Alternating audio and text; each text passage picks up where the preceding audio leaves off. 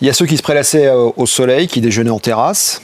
Les chanceux d'un côté, et puis les autres, ceux qui n'osent même pas mettre le nez dehors. Regardez 2 images hier en France. Cassis à gauche, magnifique plage, il faisait près de 20 degrés, et puis la Creuse, non loin, enfin c'est pas très loin, c'est pas à l'autre bout de la France, il faisait 3 degrés à Paris hier à 11h du matin. Du froid en tout cas, il va y en avoir pour tout le monde aujourd'hui, peut-être de la grêle attendue sur la Côte d'Azur, c'est ce que nous disait Guillaume Séchet. Allons dans le Jura, retrouver Marine Naï. Marine, l'urgence c'est de bien protéger les vignes.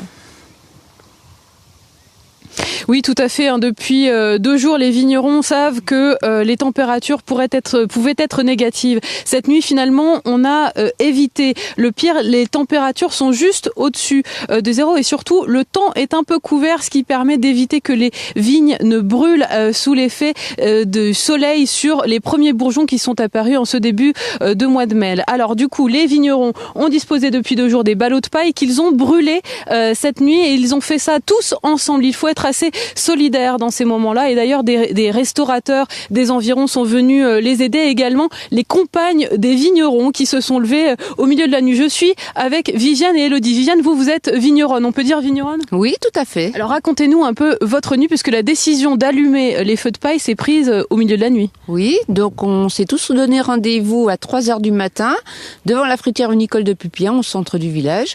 Et ensuite, chacun a reçu les consignes bien distinctes. Vous êtes placé à un endroit où vous avez allumé les feux avec Elodie. Elodie, expliquez-moi ce que vous avez fait là depuis 3h du matin. Donc en fait, on a dépoté la paille, on a fait un petit tas qu'on a allumé et on a pas mal arrosé d'eau pour créer une fumée afin que si jamais le soleil persistait, que ça brûle pas en fait les bourgeons. Tout à fait. Maintenant, voilà. Des bourgeons, on peut appeler des petites grappes. D'accord, des petites grappes qui sont donc protégées puisque c'est encore assez nuageux. Néanmoins, vous n'avez pas brûlé toute la paille, Viviane. Non, on a coupé la botte en 2 pour garder pour la nuit prochaine. Parce que la nuit prochaine, vous n'êtes pas encore certaine que le froid ne revienne pas, le gel ne revienne pas. Donc une nuit courte encore la nuit prochaine pour ces vignerons qui ont vécu une très mauvaise expérience il y a 2 ans. En 2017, ils s'étaient laissés surprendre par le gel et ils avaient perdu près de 50% de leur récolte. Et on devine à côté de vous, à votre droite, Marine Naï, effectivement, ce ballot de paille coupé en 2 et qui fume, d'où cette fumée qui envahit le plateau. Merci à Mathilde Serra.